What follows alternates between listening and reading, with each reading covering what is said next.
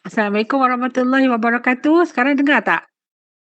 Waalaikumsalam doktor. Dengar. Lega saya. Sekarang saya bercakap guna handphone. Mengajar menggunakan video. Okay, time hui. Okay, good. Okay, so hari ni kita tak nak buang masa. Hari ni saya mengajar chapter yang terakhir sebenarnya, chapter 8. So hari ni kita buka sini.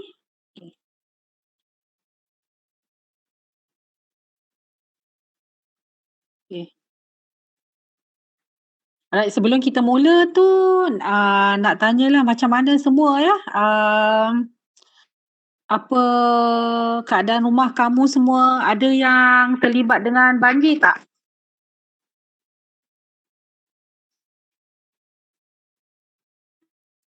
Siapa semua tak terlibat ya?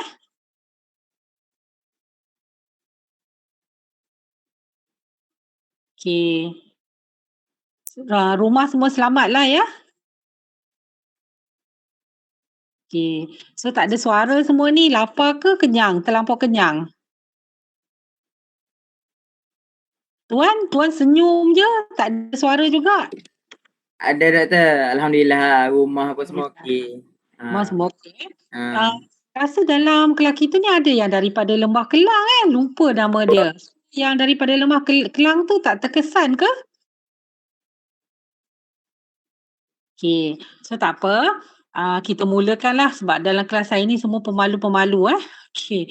So hari ni kita akan chapter ke-8, Facilities Location Model. Alright. So tujuan kita belajar, kalau kita belajar tentang layout, kita nak belajar tentang cara susun atur. Okey, cara susun atur layout kita dalam kita punya inilah business ataupun dalam organisasi kita. So kali ni kita nak belajar macam mana untuk memilih lokasi yang strategik bagi bisnes kita. Apa sahaja perniagaan yang kita jalankan, kita nak pilih lokasi yang strategik. Yang itu dinamakan facilities location models. Kenapa nama dia model? Sebab dalam model ni kita akan belajar 3 model macam mana kita nak buat pengiraan memilih lokasi yang strategik. Alright. So, pertama sekali saya akan ajar kamu 3 types of facilities, 3 jenis facilities ataupun 3 jenis business, and then site selection, pemilihan site ataupun pemilihan tempat.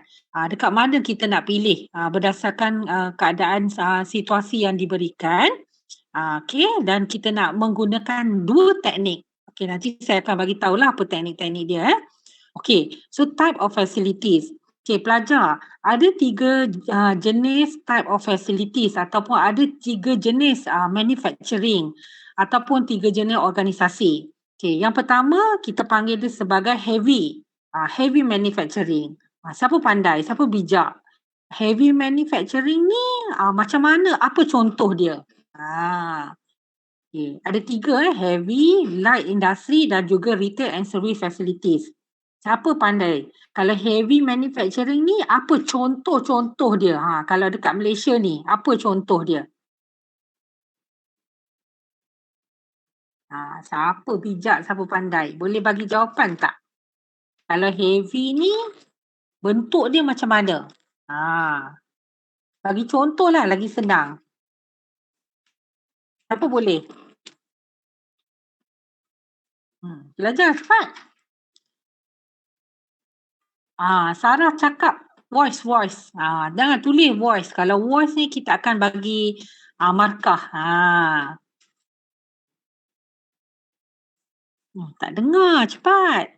Bagi saya doktor, untuk heavy manufacturing facilities ni lebih kepada company yang produce barang-barang besar. Contohnya seperti kereta, mungkin raw material seperti chemical, wiring, komponen-komponen kecil dalam elektronik, dan dia mempunyai kapasiti pengeluaran yang besar setiap hari. Okey, betul. Contoh yang tepat. Macam Aini Sarah bagi maklumat tadi, heavy manufacturing some sort like automotive company. Alright. electric and electronic company. That one is considered as the heavy. Heavy ni maksudnya apa? Heavy ni maksudnya plan dia ataupun organisasi dia, plan lah kita selalu panggil dia besar, large organisation. Bila dia large, sometimes in term of bangunan pun dia bukan ada satu bangunan, dia ada dua bangunan, dua bahagian. Dalam bangunan pula ada banyak section, ada banyak department in order to produce part ataupun komponen. Tu heavy. So bila heavy ni, bila bangunan dia besar, dia memerlukan kawasan yang luas, tanah-tanah yang luas. Alright, contoh kalau automotive company dekat Malaysia ni, dekat mana kedudukan automotive company yang kamu tahulah, example kat mana? Shah Alam, kilang Proton. Okey, salah satu daripadanya ialah Shah Alam. Shah Alam kilang Proton, betul. Right, yang kedua dekat mana? Kat mana lagi ada heavy company automotive? Kita ambil contoh automotive je. Tanjung Malim. Satu lagi kan? Tanjung Malim, betul. Tanjung Malim, Proton, lagi? Selain kereta-kereta Malaysia, ada banyak lagi kereta daripada yang overseas yang kita buka di Malaysia. Contoh kat mana?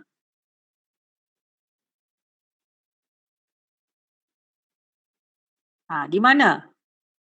Kita ada dekat Pekan, dekat Pekan ada, dekat Pekan Pahang. Tak silap dekat Pekan Pahang tu jenis yang Highcom dekat sana. And then dekat Kulim pun ada satu, Inocom dekat Kulim. So kalau kamu tengok dekat sini, kenapa kebanyakan Tanjung Malim untuk Proton? Okey, Rawang untuk Pro 2. So kawasan dia yang dipilih tu bukan urban, bukan kawasan pembangunan, tapi adalah kawasan-kawasan yang kita kata luar daripada bandar. So kita nak tahu kenapa keadaan ni berlaku, kan? Okay, yang kedua, selain daripada heavy, light ni ringan, industri ringan. Industri ringan ni contohnya macam small medium industry lah. Pengeluar barangan makanan, pengeluar barangan minuman, pencuci dan sebagainya. And then yang ketiga kita ada retail and service facilities. Retail ni apa? Retail ni macam kedai-kedai, supermarket, ni retail. So setiap tiga jenis facilities ni dia ada persamaan dan juga perbezaan daripada segi pemilihan lokasi yang strategik. Okay, kita pergi dulu kepada heavy manufacturing. Tengok, the first thing is the construction cost. Macam kita sebutkan tadi lah, bila heavy manufacturing, dia memerlukan tanah yang besar untuk membina bangunan. So construction cost pun akan diambil kira. So kenapa dia buka dekat Pekan, dekat Tanjung Malim, dekat Kulim? Sebab dia mesti melibatkan dengan kos tanah, betul tak? Cuba kita bayangkan, kalau kita set up heavy manufacturing, contohnya kamulah nak buka otomotif baru, you set up dekat tengah-tengah bandaraya Kuala Lumpur. Kamu rasa mampu tak? So of course tak mampu sebab tanah dia dah mahal. Construction cost, land cost, and then raw material and finished goods shipment modes. Ikutlah mode sedia apa. Kalau modes transportation dia adalah berdasarkan laut, so dia akan memilih tempat-tempat yang berdekatan dengan port. Proximity to raw materials. Berhampiran dengan bahan mentah. Yang ni ketiga-tiga industri pun akan terlibatlah. Dia akan ambil kawasan yang dekat dengan proximity to raw materials and utilities. Okay, labor availability. Of course lah bila kita ada set up company, labor ni sangat penting. Takkan kita nak set up company yang jauh dan sukar mendapatkan labor. Okay, light industry pula. Okay, bila light industry ni, dia pertama sekali dia tengok dari segi apa? Transportation. Sebab berbanding dengan heavy, light industry ni in term of transportation dia frequent, dia kerap. Okay, kadang-kadang satu hari dia akan beberapa kali untuk penghantaran dan penerimaan. So that is why transportation cost tu sangat penting. Dia tak pentingkan kawasan-kawasan yang urban, yang rural, yang jauh-jauh. Sebab kawasan jauh akan menyebabkan transportation ataupun distance dia semakin jauh. Bila jauh, dia tak akan dapat menjimatkan kos. Proximity to market. Kalau kata heavy, ada proximity to apa? Raw materials. Kalau light, proximity to market. Maksudnya kawasan tu berhampiran berdekatan. Alright, frequency or delivery required by customer and juga land cost. Ini antara faktor pemilihan lokasi bagi ketiga-tiga facilities yang berbeza ini. So kalau retail, kalau macam kedai, dua ni lah yang paling penting. Proximity to customer and then the last one, location is everything. What is everything? Maksudnya dekat dengan bahan mentah, dekat dengan customer dan sebagainya. Baik pelajar, ingatlah yang ni kamu boleh baca dan ingat semualah. Ingat baca dalam nota semua lengkap, okey? So selain daripada faktor-faktor tersebut, pelajar juga boleh baca tentang pemilihan lokasi berdasarkan global location factor, government stabilities, financial stabilities, economic stabilities, exchange rate, culture dan sebagainya. Yang ni boleh baca semua, regional location factor dan sebagainya. Okey, so saya nak terus pergi kepada analisis teknik. So ada dua teknik yang akan saya ajar bagi pemilihan lokasi yang strategik. Hari ini saya cuma akan mengajar kamu berkaitan dengan pemilihan lokasi yang strategik berdasarkan okey. Hilang dah pula dah. Okey. So hari ini saya akan mengajar kamu pemilihan lokasi berdasarkan okey, nak conteng sikit. Okey.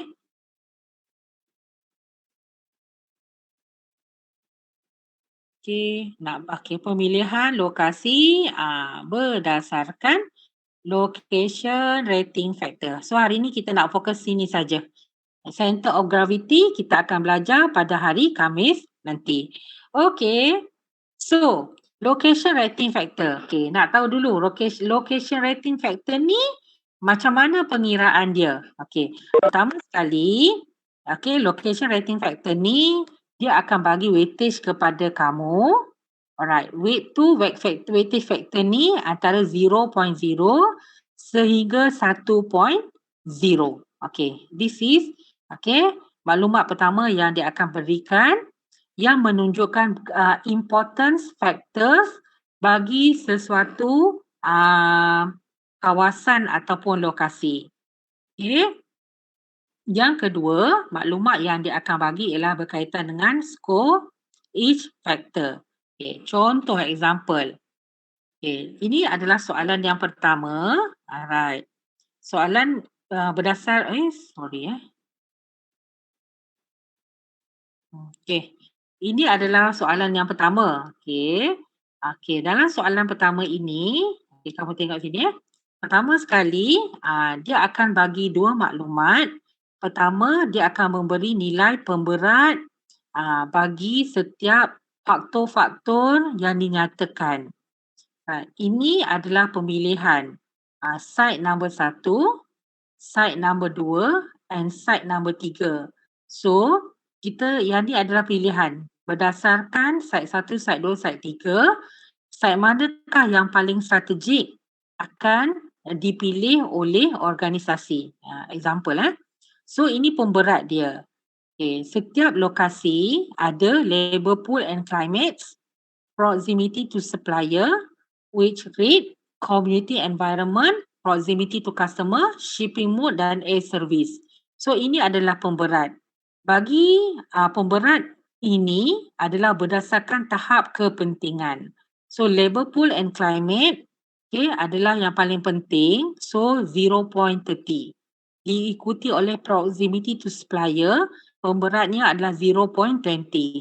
Biasanya maklumat-maklumat ini akan diberikan di dalam soalan. Maklumat-maklumat ini akan diberikan di dalam soalan. So selain daripada itu, ini adalah skor yang diberikan. Saya besarkan sikit. Ini adalah skor yang diberikan. Example, untuk labor pool and climate, site nombor 1, 80. Alright, pemberat dia. Berbanding dengan site nombor 2, 65. So, site yang ketiga, 90. So ini maklumat yang diberikan. Faham tak? Okay, so ini soalan. Okay, so anybody boleh baca dulu soalan? Nak fahamkan dulu soalan? Silakan. Wakil kelas, siapa yang boleh baca soalan?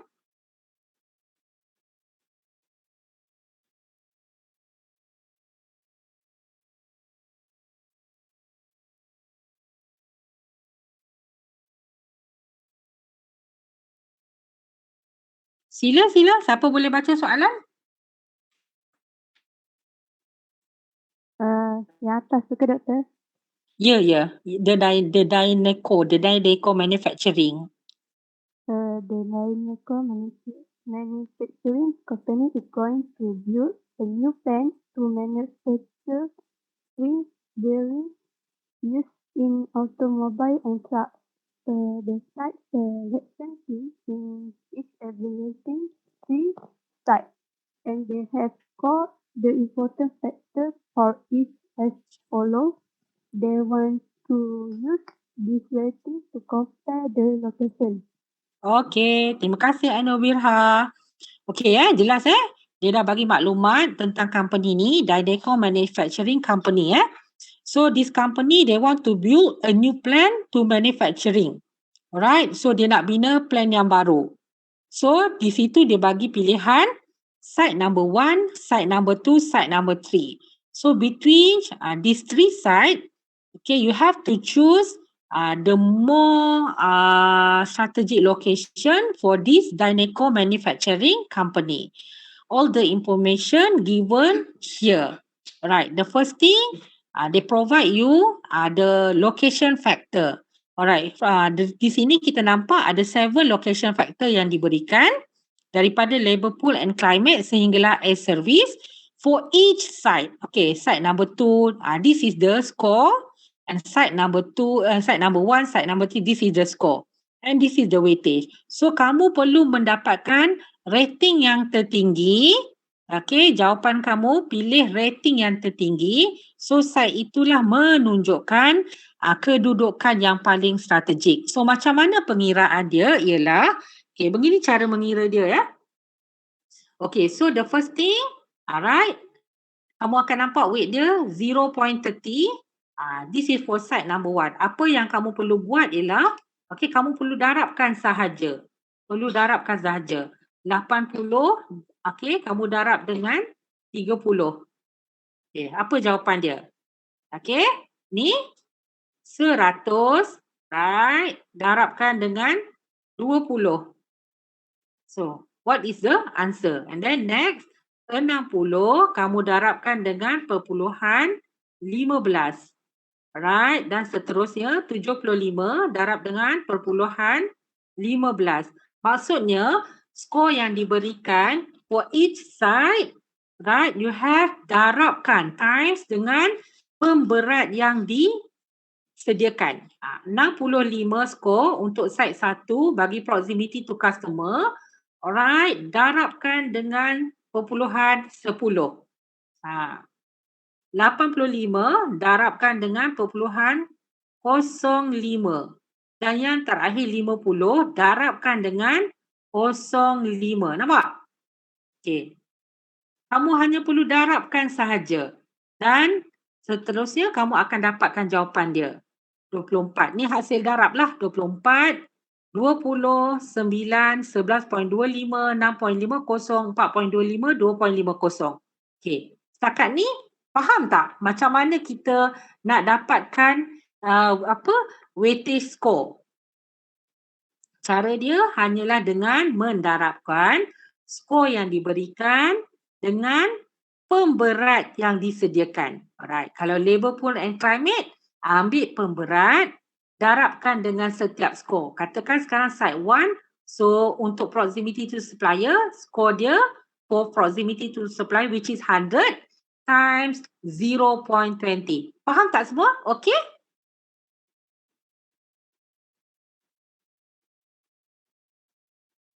Alright, good. Then continue to site number 2. Alright, again sama. Apa yang perlu kita buat ialah 65. Seterusnya buat apa?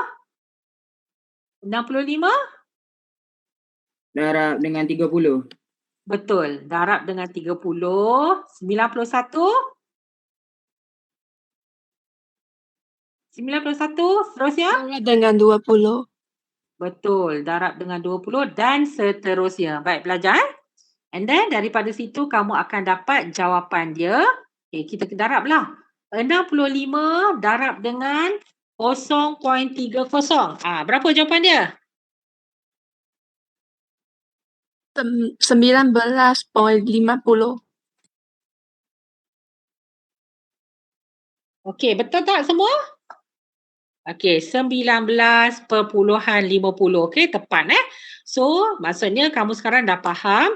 So, daripada sana, side number 1 kamu akan dapat rating dia 77.50. Manakala side number 2 rating dia 80.80 dan side number 3 82.05. So kita akan membuat pilihan. Pilihan kita adalah berdasarkan weightage score yang paling tinggi, maka bererti lokasi tersebut adalah paling strategik. So daripada situ, mana pilihan kamu? Side number 1, side number 2 ataupun side number 3? Side number 3. Number 3. Okey, betul. Side number 3 Okey. Okey. So, actually kita akan buat satu latihan.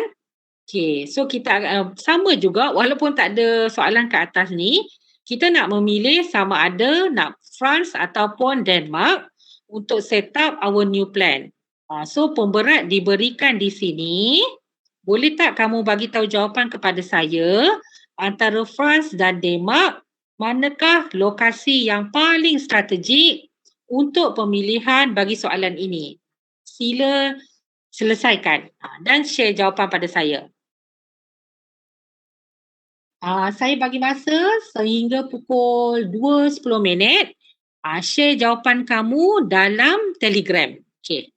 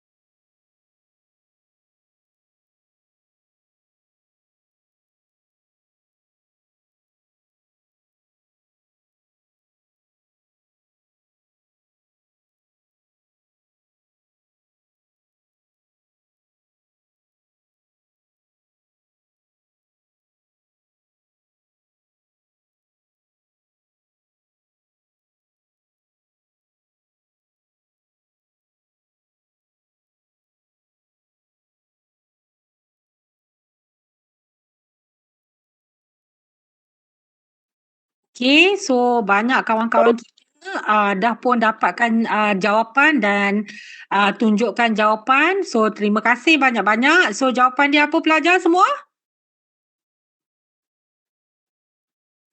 France Apakah lokasi yang France. Ya, Ainur? and France. Okay, France. Maksudnya France. Kenapa kita nak pilih France, Ainur? Sebab dia lebih besar daripada Denmark.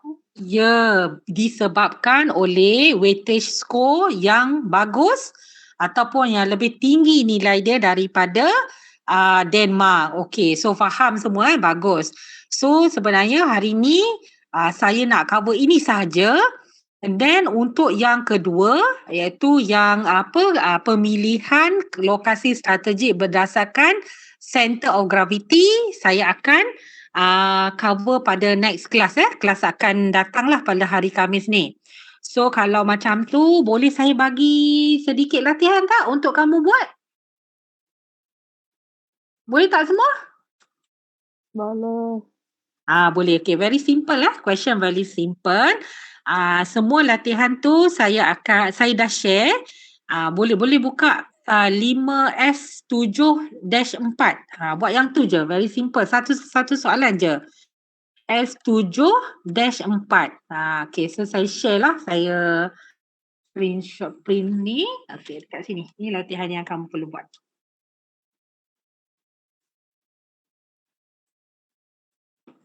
Cuba submit sebelum pukul 2.30. Cuba submit sebelum pukul 2.30 sebab kita masih dalam kelas lagi ya. Masih ada waktu untuk kelas, jadi submit sebelum 2.30. Boleh tak semua? Dia. Boleh, tak ada masalah So S7, okay good. Semua dah tunjuk good, semua boleh. S7-4 tu sajalah untuk kelas pada hari ini. So soalan tu banyak ada banyak faktor tu, lebih daripada 7. Tak apa, saya rasa semua boleh buat, semua dah faham.